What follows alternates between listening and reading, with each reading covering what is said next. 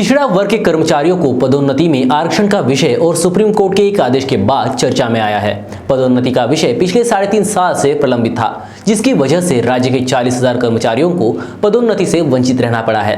अब राज्य सरकार ने सीनियरिटी के आधार पर पदोन्नति देने का निर्णय किया है। इस फैसले से कर्मचारी नाखुश है। कर्मचारी संगठन लॉकडाउन के बाद उप मुख्यमंत्री अजित पवार को घेरने का मन बना चुके हैं।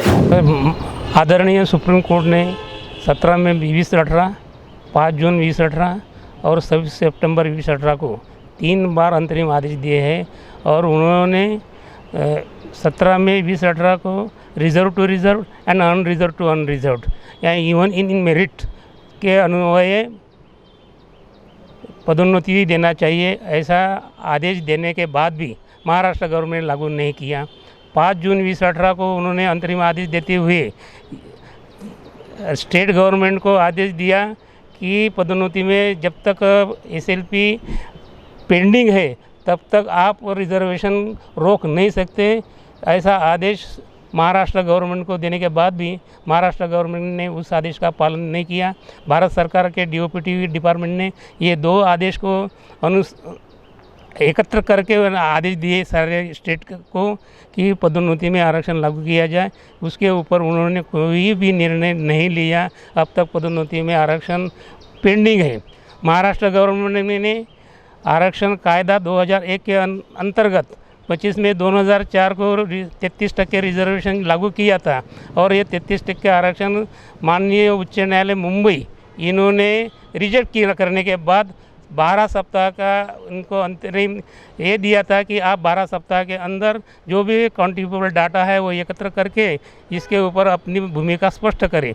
लेकिन महाराष्ट्र गवर्नमेंट ने भूमिका स्पष्ट नहीं किया और 29 दिसंबर 2017 को एक आदेश सादा पत्र निकाला। उन्होंने मागास वर्गीयों को जो खुला प्रवर्ग में यानी ओपन कैटेगरी में जो पदोन्नति मिलती थी उसको डिवाइड कर दिया। इसलिए मागास वर्गीयों को खुले ओपन कैटेगरी में पदोन्नति नहीं मिल रही थी। अभी 18 फरवरी 2021 को उन्होंने एक आदेश निकाला और इस आदेश में लिखा है कि 100% रिजर्वेशन की पोस्ट ये अनारक्षित यानी सेवा ज्येष्ठता के अन्वय भरी जाए। इसका मतलब ये हुआ कि जो अब तक 33% जो पदोन्नति की जो रिक्त पदें थी उसके ऊपर अन्य ओपन कैटेगरी के लोग भी अभी उसमें पदोन्नत होंगे। इसका मतलब जो 70,000 पद ये मागास वर्गीयों को मिलने चाहिए थे उसके ऊपर उनको अभी ओपन कैटेगरी के लोग आने की वजह से इनको 2 या 3% फ़ायदा होगा। 97% के ऊपर ओपन कैटेगरी के लोग आएंगे। इसलिए पूरे समाज में, पूरे मागास वर्गीय संगठन में और SC ST OBC NT VJNT कर्मचारियों में पूरा सरकार के खिलाफ आक्रोश है।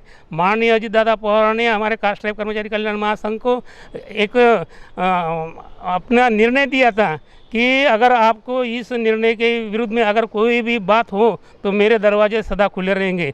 लेकिन उन्होंने जो 18 फरवरी का जो निर्णय है यह विश्वासघात की निर्णय है। यह मागास वर्गीयों को प्रताड़ित करने वाला ये निर्णय है। मागास वर्गीयों की पदोन्नति रोकने वाला है। मागास वर्गीयों का आरक्षण रोकने वाला ये निर्णय है। इसके खिलाफ महाराष्ट्र राज्य कास्ट ट्राइब कर्मचारी कल्याण महासंघ ने पूरे राज्य भर में आंदोलन करने का सोचा है। 31 मार्च तक लॉकडाउन लागू है। अगर ये 31 मार्च तक लॉकडाउन होने के बाद भी हम हमारा आंदोलन जारी रखेंगे। इतना ही नहीं तो हम हाई कोर्ट में ये राज्य शासन का जो निर्णय है उसके खिलाफ याचिका दाखिल करने वाले हैं।